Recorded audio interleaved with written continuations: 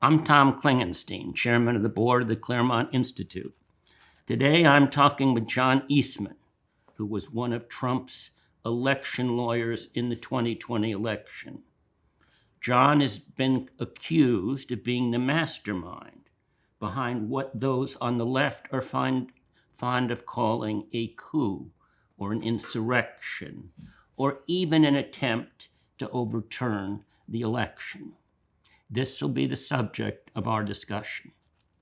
John has been cast out into the wilderness, even by most everyone on the right. But for some reason, he remains cheerful. Welcome, John. Thanks, Tom. John was a professor of law at Chapman University in Southern California and served 3 years as the dean of the law school. He is a highly credentialed, widely published lawyer who, among many other accomplishments, clerked for Justice Clarence Thomas and is past chairman of the Federalist Society Federalism and Separation of Powers practice. He also founded and directs the Center for Constitutional Jurisprudence at the Claremont Institute, where he is a member of the Institute's board of directors, a senior fellow, and a friend of mine. As a friend must, I will try not to serve up too many softballs. So let's set the stage. The presidential electors, which had been appointed by popular vote, sent their vote tallies to Congress, where they were to be open on January 6. Now, you assisted Trump, who was your client, in trying to persuade Vice President Pence to postpone the counting for 7 to 10 days. To be clear, you weren't asking Pence to reject any electoral votes, as I believe Pence has stated. Rather, you were asking Pence to postpone the counting for 7 to 10 days, which might have given several key states time to determine who had actually won the election. But even delaying the vote was, as you readily acknowledge, a very aggressive position to take. But you thought it was defensible or plausible, and in the circumstances worth pursuing. Circumstances we shall discuss. So, the central wrong, as you see it, is that the election was stolen. You thought Trump had actually won the election, right? Normal things of fraud, but more importantly, and the things I focused on, were the alterations of state election law by non-legislative actors, secretaries of state, county clerks, even in some cases, state judges. And they have no authority to do that under the federal Constitution, which assigns the exclusive power to the state legislature to direct the manner of choosing presidential electors. So Pennsylvania law expanded its mail-in voting. That expansion was subsequently held to be illegal under the Pennsylvania Constitution, but they expanded it even before the COVID pandemic hit.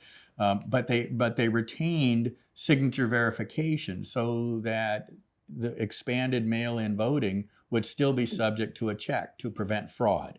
The Secretary of State, in response to what I call a collusive suit by the League of Women Voters, just eliminated on her own the signature verification process altogether. I think that was an alteration of the state law that the state legislature had put in place, and therefore an unconstitutional action in the conduct of the election. Now, were there others? Let's keep to Pennsylvania. Yeah, there were others in Pennsylvania. They altered the deadline for return of absentee ballots. They allowed ballots that were maybe even mailed after Election Day if the postmark was illegible or non-existent, as long as it was received by the Friday after Election Day, those post-election ballots to be counted.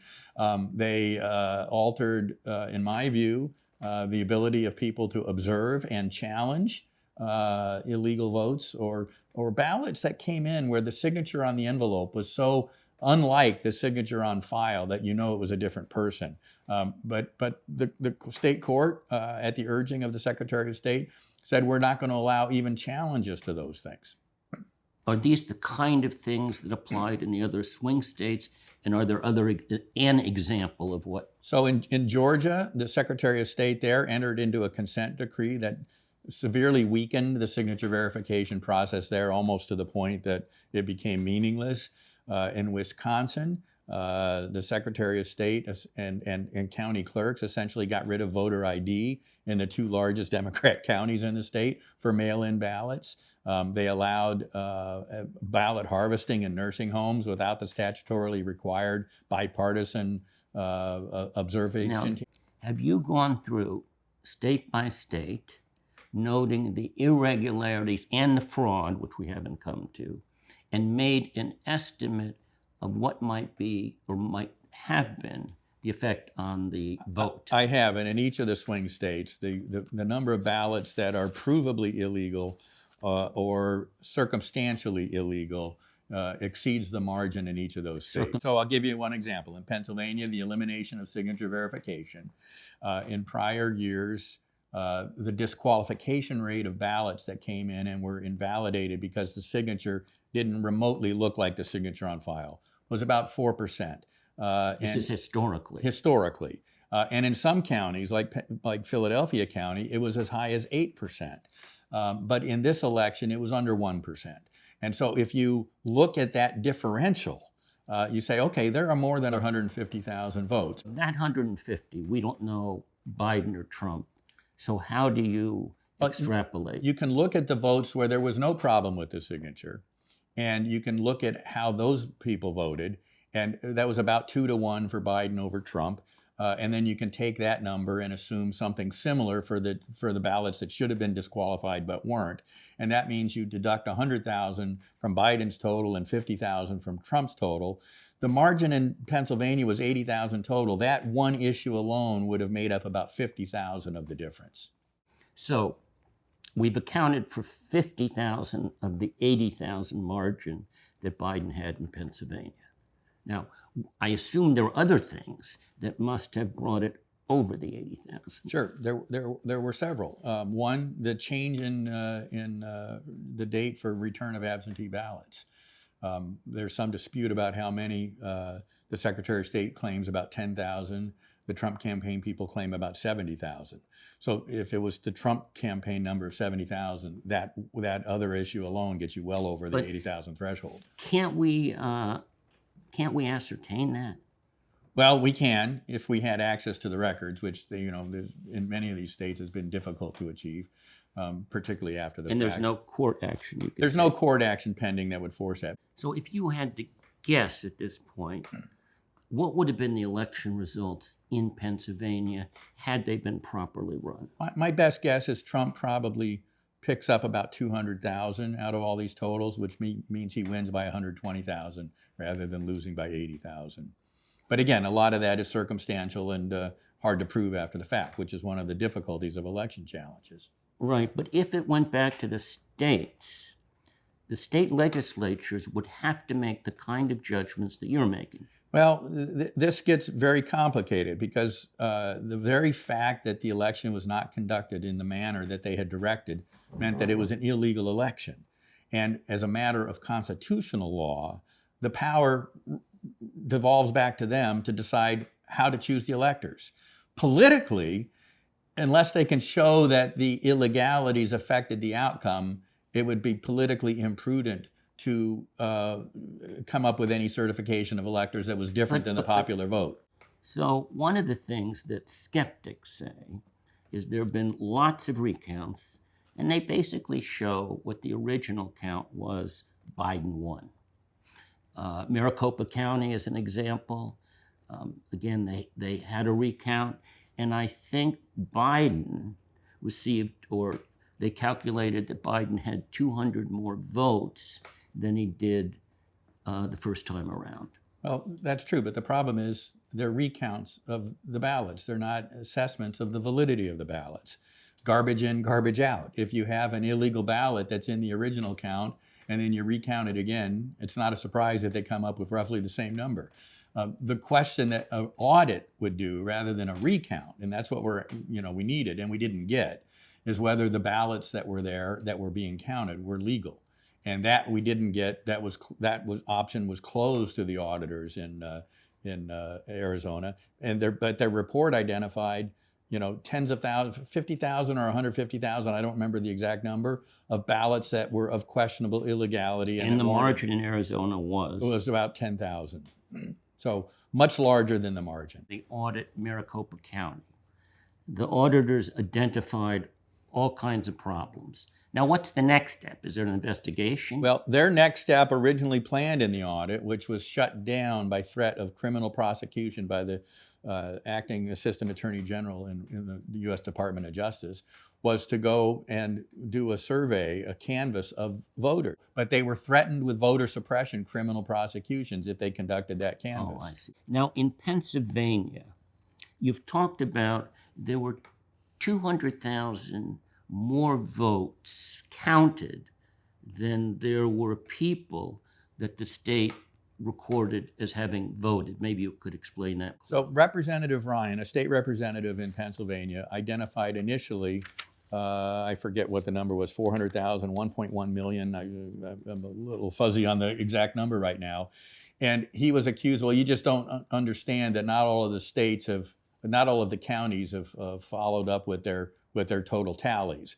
But now, 2.5 years later, we have all of the counties have put in their final tallies, and there's a still 200,000 differential between the number of votes that were cast and counted and the number of people that the state voter registration rolls show as having cast a vote.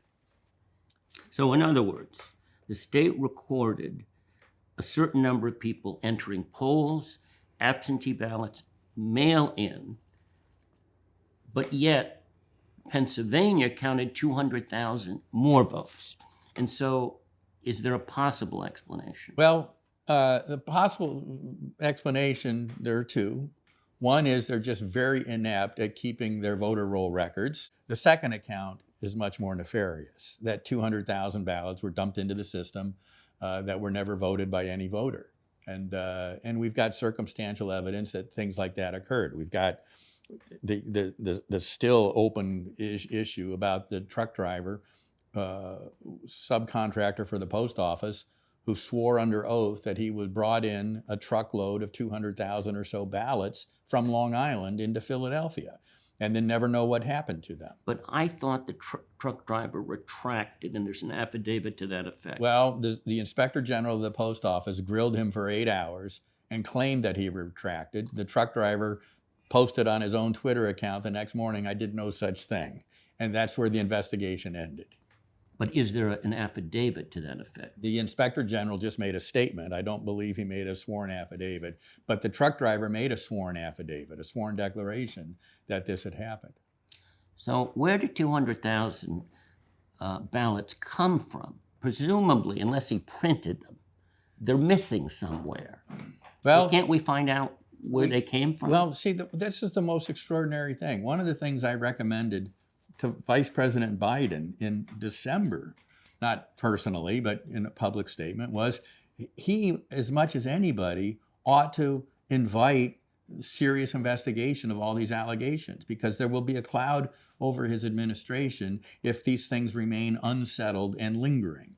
But at every turn, efforts were made to thwart any serious investigation. And I assume in this case, there was no press investigation. No, everything was done to either stop any investigation. In some states, attorney generals threatened prosecution if people did investigation. As I mentioned earlier, the Arizona audit had a threat of prosecution. So down in Georgia, we have this infamous video that captured what appears to be a fraud. After poll watchers are sent home for the night and told that they're ending the voting counting for the night and to come back at 8:30 the next morning. And then after they all leave and the news crews leave, the vote bins that had been under a table are pulled out and they start counting again. And those are the things we saw on television. Those are the things we saw on the video, the security video. So I don't think they knew that the video, they were being recorded on this. And what it appears from the video is that they ran multiple ballots through the machines multiple times. And then they say, no, that was just the machine jammed, and so we had to run it again. So this is the factual dispute. There's another sort of line of attack of skeptics. People say, look, there was COVID. There was Trump's strident personality. There were 4 years of unmitigated abuse against Trump. So should we really be surprised he lost by a few votes? So, that's certainly a line. And of course, that narrative started being stressed in the summer before the election, that Trump was becoming unpopular among suburban women. That narrative started in the summer, so that if in fact they were cheating in suburban counties around Philadelphia or around Detroit, people have in the back of their head, oh, it's just because suburban women didn't like his mean tweets. Now, I ask you two things. Were his tweets any meaner in the 4 years he was in the White House than they were leading up to the 2016 election? And if the answer to that was no, why all of a sudden were the mean tweets the driving force on this? The second, I think, more substantial point is we saw that phenomena play out in suburban counties around large Democrat cities, where I think the evidence shows there was illegality and fraud. We don't see the same phenomena play out in other suburban counties where the demographics are largely the same. Now, one of the other big objections is, look, there's 65 court cases. Trump came up empty, so it must be there's not much here. Well, in a majority of those cases, the courts didn't even look at the merits. They rejected it on ripeness grounds. We mentioned that earlier. If you challenge a change in the law by an election official who has no legal authority to make that change in the law ahead of time, the court said it wasn't ripe. If you bring it the day after the election, say this shouldn't have happened, they say, well, you can't wait till your guy loses and then bring a challenge. So they dismiss it. There were some decided on the merits. Some, very few, though. And Trump won several of those. How many is few? Probably a dozen. Are there any cases still pending of significance? Yeah, there's a big one still pending down in Georgia, Favorito versus Raffensperger, which is where that brief window of forensic audit of a machine was allowed that I mentioned earlier. But it's significant? It is significant because it kind of lays out a lot of the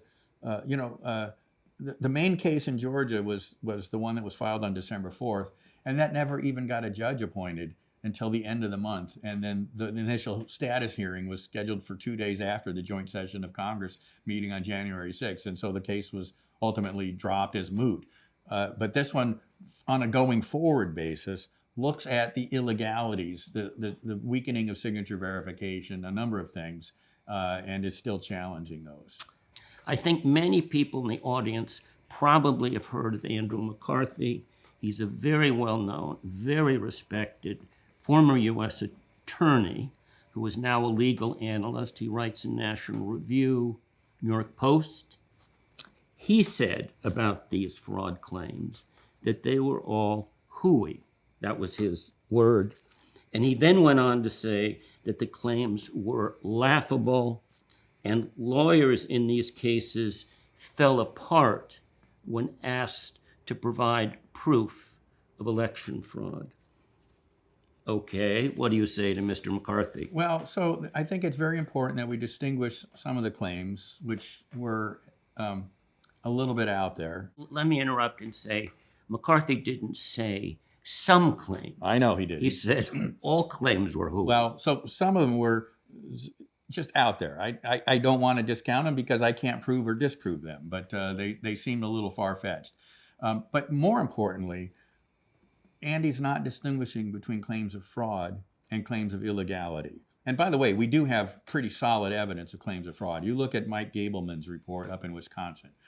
Mike Gableman is a former justice of the Wisconsin Supreme Court. He was retained by the Wisconsin legislature to conduct an independent review and audit.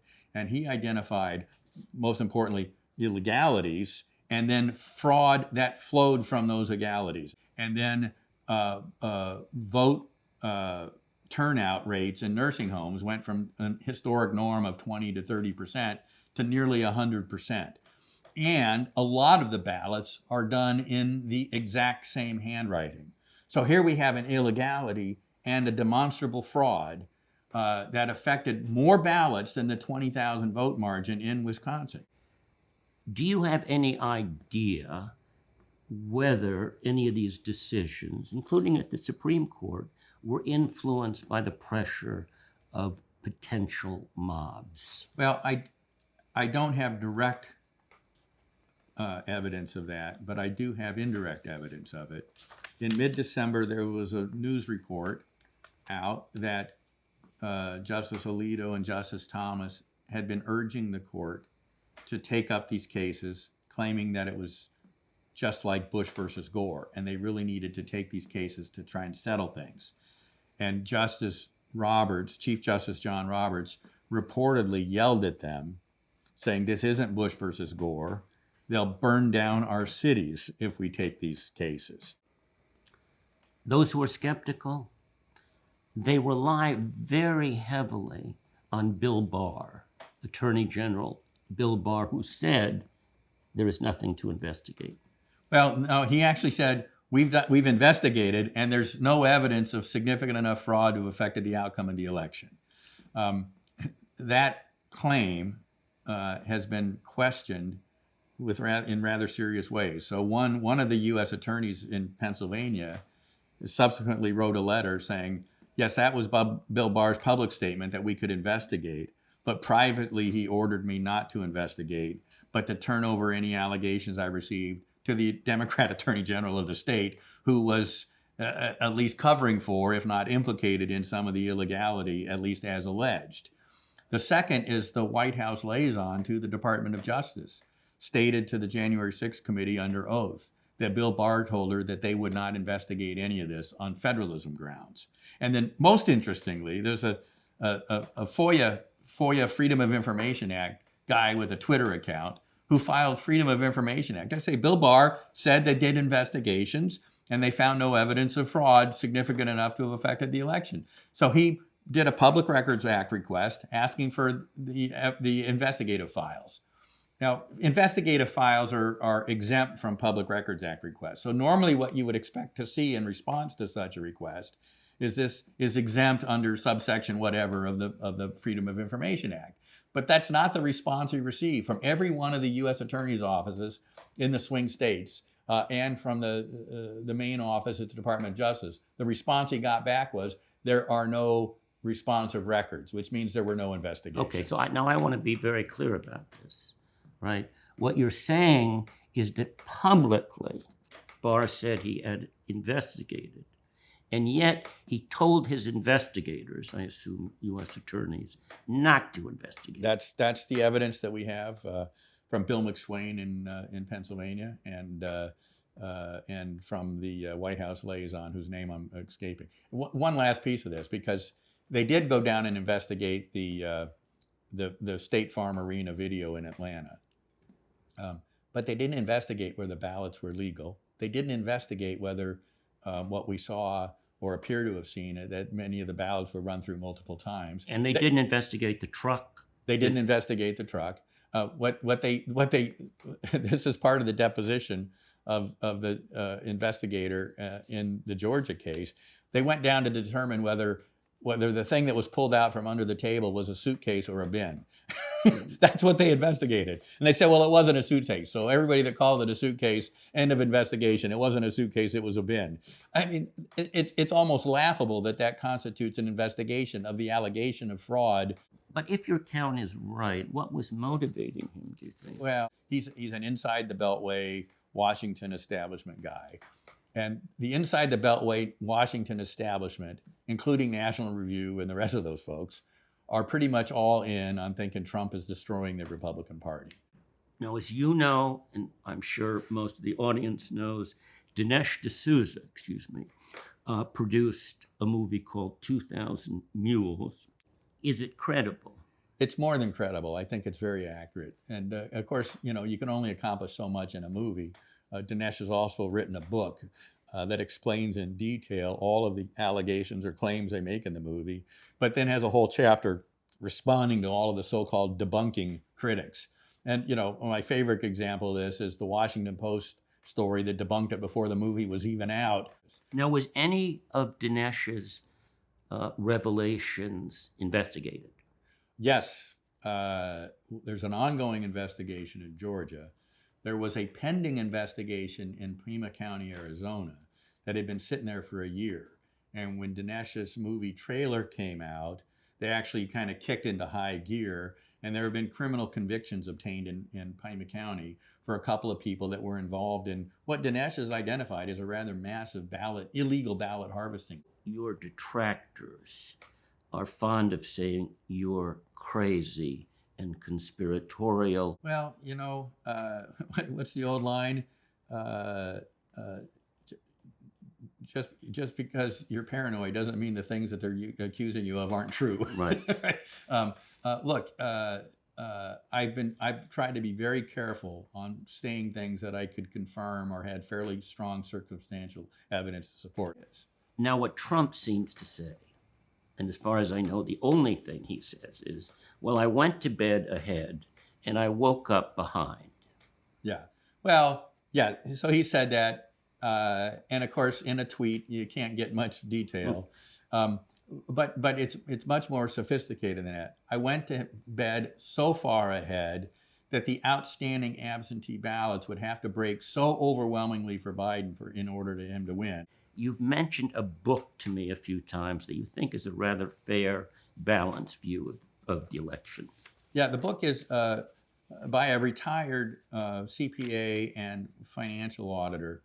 I put the emphasis on retired there because in this era of cancel culture, it's very important that he be retired so he's not at risk of losing his career and his livelihood.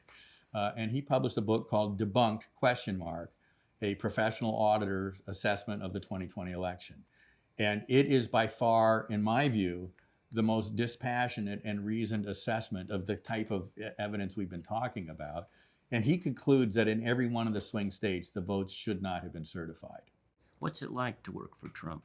Well, I found Trump both very congenial, but also very thoughtful and quickly absorbs all of the information that's presented to him. And then, uncharacteristically for many politicians, makes a decision and then moves forward. I mean, it was what one would expect from a former CEO. Is that what other people would call impulsive? I call it decisive. I don't think he surrounded himself by people who were just yay-sayers, right. Telling him what he wanted to hear, like some presidents have done. You've been subject to a fair amount of abuse and harassment, not just you, but I think your family. Being encouraged to early retirement from my longstanding position as a law professor at Chapman University, being deplatformed by my visiting professorship at the University of Colorado, not just having my classes canceled the night before classes started, but being ordered not to use any university resources or speak using my academic title on my behalf. But also other organizations in the country that I've been long affiliated with have wanted to distance themselves. But more dangerous is people targeting our house.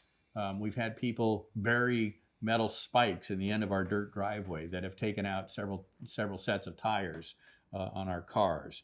People throwing dog feces at Are people there every day? Yeah, pretty much. And still there? Yeah.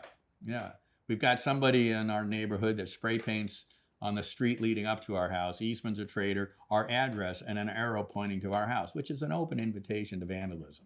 We've got, nutcase protesters that have been at the end of our street. You're over the target, but you're cheerful. Well, I'm cheerful. And your wife is pretty cheerful. She is, although we have our moments. But we came to the conclusion some months ago that my whole career and my education before my career have equipped me probably better than almost anybody else in the country to be able to address the serious constitutional issues that are at stake here and to have the temerity to fight back against it. But has she ever said to you, John, maybe you ought to let go? No, she's never said that. She has suggested maybe we should have thought more about when that first call came in from Trump, whether you wanted to take this or not. Let's turn to censorship, which you just touched on. You have been deplatformed. I gather that you, outside of the two coasts, you receive pretty good reception. So, and I'll go into places where people recognize me and give me a standing ovation. We were at a concert in Vail. The Dallas Symphony was up there in Vail when we were visiting at one point. And some guy, my wife was a step behind me, and she saw somebody walking toward me, making a beeline for me. And the guy came up, and my wife was very panicked about what was going to happen. And he just said, "God bless you for the work you're doing." There's something called 65 Project. I think the 65 refers to the number of court cases. What is that about, and who's behind that? Well, it's mostly longtime Democrat Party activists, many Bill Clinton and Hillary Clinton activists, but a couple of Republicans, very virulently anti-Trump Republicans, like Paul Rosenzweig. So they give it the patina of bipartisanship. But it's a partisan operation. The leader of it has described their mission as not only trying to disbar all the lawyers that worked on any of the 65 election cases brought by Trump, but to make them such pariahs in their community that right-wing legal talent will never want to take on election challenges again. This is a very dangerous thing, because our justice system depends on competent representation on both sides of the adversarial process. And they're trying to deprive one side of contested, significantly disputed issues. Lawyers are fond of quoting Shakespeare, who said, "Kill all the lawyers." Well, it wasn't that Shakespeare didn't like lawyers. It was Shakespeare understood that lawyers were the bulwark against tyranny. So why are all these big law firms caving? Well, part of it is economic pressure, market pressure. From their clients? From their clients. My friend Cleta, and most of the major corporations in this country have become very woke, word that you are fond of dealing with here. So Cleta Mitchell, a good friend of mine, she was involved in the Georgia litigation that I mentioned earlier, and also on the nefarious or famous Trump call to Secretary of State Raffensperger down in Georgia. Which we'll get to. Somebody recognized her voice, and within 15 minutes, the major clients of her firm were all contacting the managing partner, said, "She goes or we go." And now, is there anything we can do about it? I mean, these are private parties. They're private parties, but one of the things you can do about it is set up infrastructures that don't quite depend on that so much and can go their own way. Boutique law firms pop up all the time. But still, he's quite a disadvantage competing against big firms with lots of resources. Because you don't have, you put 4 or 5 lawyers on, no matter how good they are. Let me switch to the California bar that is trying to disbar you. Roughly, quickly, what are the charges there? Well, the charges are that I violated my oath of office to uphold the Constitution, when, in fact, everything we've talked about shows I was the one trying to uphold the Constitution against unconstitutional conduct in the election. But that I also made false statements. They have 11 counts total. 10 of them are that I made false statements, either in my briefs to the court or on radio shows or in public speeches. Now, think about the First Amendment implications of that. And in each of the paragraphs where they accuse me falsely of making false statements, the bar charge authors themselves make demonstrably false statements. I didn't read them all. One charge caught me. You, John, misrepresented historical sources in law review articles.